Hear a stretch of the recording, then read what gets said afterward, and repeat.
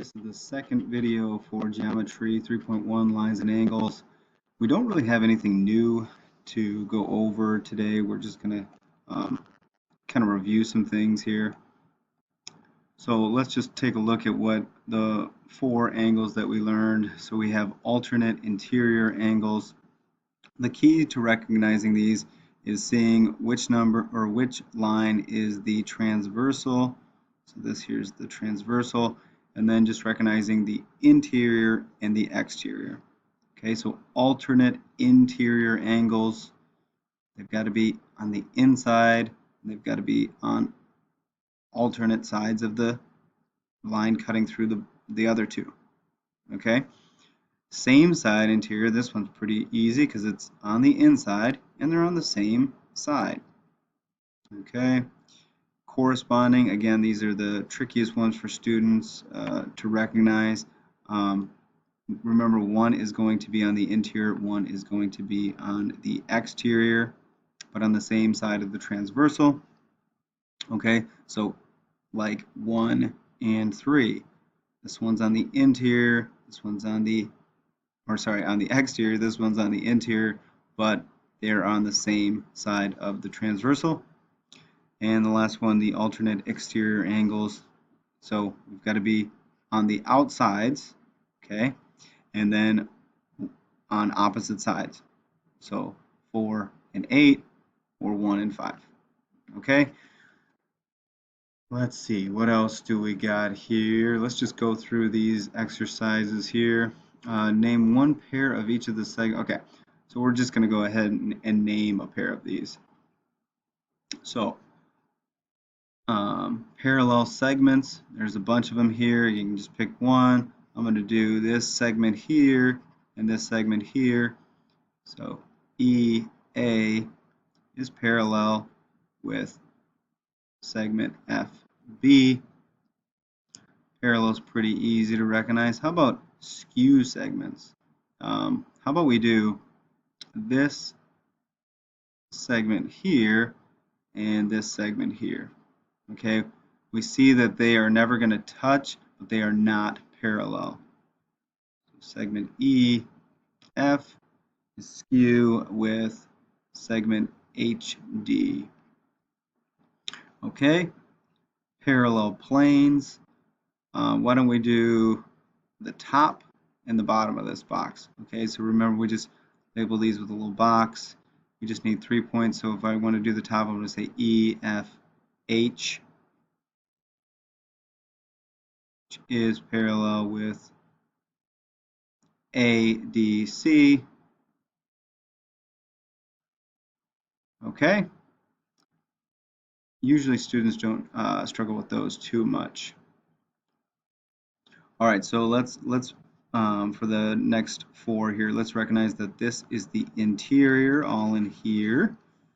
Okay, and then this would be the exterior out here. Okay, so let's see, alternate interior. So we're just looking at these four inside. Okay, so alternate interior, how about 3? So that's in the interior, and it's going to be alternate, so on the other side, so 3 and 2. Angle 3 plus angle 2. There's another one, hopefully you guys can get that, figure that one out. Same side interior, again, we're on the inside here, we're in the interior, and it's on the same side of the transversal. So like angles 3 and angle 8. Again, there's another one. Can you figure that one out? Okay. Corresponding, again, this is the trickiest one, I think. One is on the exterior, one is on the interior, but they're on the same side of the transversal. So how about 5 interior, interior, exterior. There we go. Angle 5 and angle 8. Okay, so they're in corresponding positions. All right. And last one here, alternate exterior. So again, we're only looking at these ones out here. And they have to be on alternate sides of the transversals. So 4 and 1 would be a good example of that. Angle 1 and angle 4. All right, so hopefully you guys can recognize the other set of those. And that's pretty much it. So why don't I just go ahead and go through some of these practice problems. I'd like to see you guys practice these ones. And I want to see you guys practice these ones as well. So I'm not going to go over those. These ones here get a little bit tricky. So I'll go ahead and I'll go through some of these answers. Okay. So for number 13, we're going to identify the corresponding angles here and name the two lines that the transfer. So this is kind of tough because we have like two sets of parallel lines, right? We have A and B are parallel and D and E. So depending on which set of parallel lines we're looking at, it's going to depend on what we can identify as these angles. Okay, so if I want to look at these corresponding angles, remember one is on the inside, one is on the outside. I want to look at angles 7 and 6. Okay, one is on the inside, one is on the outside.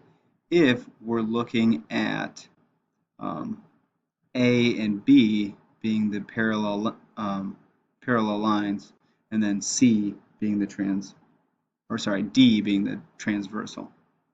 Okay, so how I would write that is angle 7 and angle 6 are corresponding because A and B are parallel, and I also want to say that D is the transversal. Okay, so I'm going to erase that so you can pause the video if you want to get this down. I'm going to erase it just so I don't have all this stuff on here. Okay, I'll keep this on there. All right, alternate interior angles. This is where it gets a little tricky. So alternate interior angles. Now we're going to take a look at D and E being the parallel lines and B being the transversal.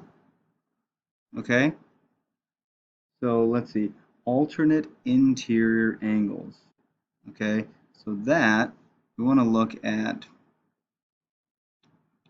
alternate interior angles. So we want to look on the inside here, and what would be alternate interior? So on the opposite sides, if B is the transversal here, right? So we're looking at this line here, alternate interior. So we're only looking on the inside, and it's going to be on opposite sides of the transversal. So how about angles 3 and 4 together and angle 5? Okay, so this is like angle 3 plus angle 4 and angle 5. Okay, and again, that would be D and E parallel with B as the transversal. Okay? All right, let me erase this again. So alternate exterior angles. So for this one, I want to kind of look at A and B again as my parallel lines, and then D being my transversal. So this will be my transversal here. And so what would be the alternate exterior angles? Well, this would be the interior. Exterior would be out here and out here. So that would be here and here. So that would be angle 8 and angle 6. Okay? All right. Hopefully this is making sense. Let's do the last one here. Same side interior angles. So now if we're talking about interior, we're going to look at again, D and E being the parallel lines, and then A being the transversal. We could do B, but you guys, let's just do A. You guys can try it with as B is the transversal. So if A is the transversal, right, we're going to look at same side interior. So again, this is the transversal, so they have to be on the same side, and the interior is all here, right? This would be the exterior, this would be exterior, so same side of the transversal. So it would have to be this angle 7, and hopefully you guys can figure this out. Pause the video if you need to. What would be on the same side? It would be angles 1 plus angle 2.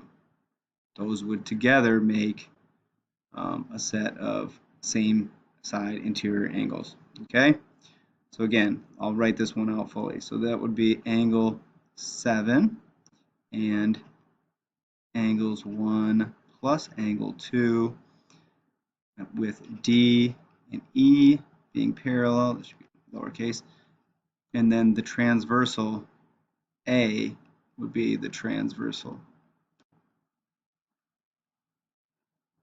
Okay, I didn't get this in depth on the test, so if that didn't make 100%, don't freak out too much, but it is kind of nice to play around with and make sure that we have an understanding of this. All right, students oftentimes struggle with these ones here. A lot of them you can just kind of figure out through the definitions. Some of them we have to kind of think about, maybe look at a diagram. So let's see, 17, two parallel lines are coplanar. Well, we can get this straight from the definition. This is always true. Okay? Two skew lines are coplanar. Again, by definition, right? If we look at our definition sheet, it says that two skew lines never touch, but they are not coplanar. Okay? So this is never. All right, 19. Two planes that do not intersect are parallel. Okay, this one might be a little bit tough to think about, but if two planes are not ever touching, because you think about a piece of paper or two pieces of paper that are not going to ever touch each other, you got to remember that those are extending on forever, right, in all directions. And so this is actually always going to be true. Okay, no way we could hold two pieces of paper and shift them in a way. If one is slightly tilted, it's going to make them not. It's going to make them intersect at some point. So if they don't intersect, they always have to be parallel. All right, 20, two lines in intersecting planes are skew. All right, this one's a little tricky. So two lines in intersecting planes are skew. So I'm going to go back up to this drawing to show this one. And I want to kind of focus on this plane here and this plane here. Okay, so if I were looking at maybe, we see that they intersect right here. Okay, and so maybe I can show that DH and FG, those are parallel lines. Those will never touch, right? So those are parallel lines. However, we could also take a look and say, how about DF and FG? Okay, these will never touch, but they're not parallel. Okay, so for this one, for number 20 here, this one is going to be sometimes. Okay. All right, 21, a line and a plane that do not intersect are skew. That do not intersect. So a line and a plane that do not intersect are skew. Again, we can go look up to 19 here. If two planes do not intersect, they are always parallel. So no, this is never going to be true.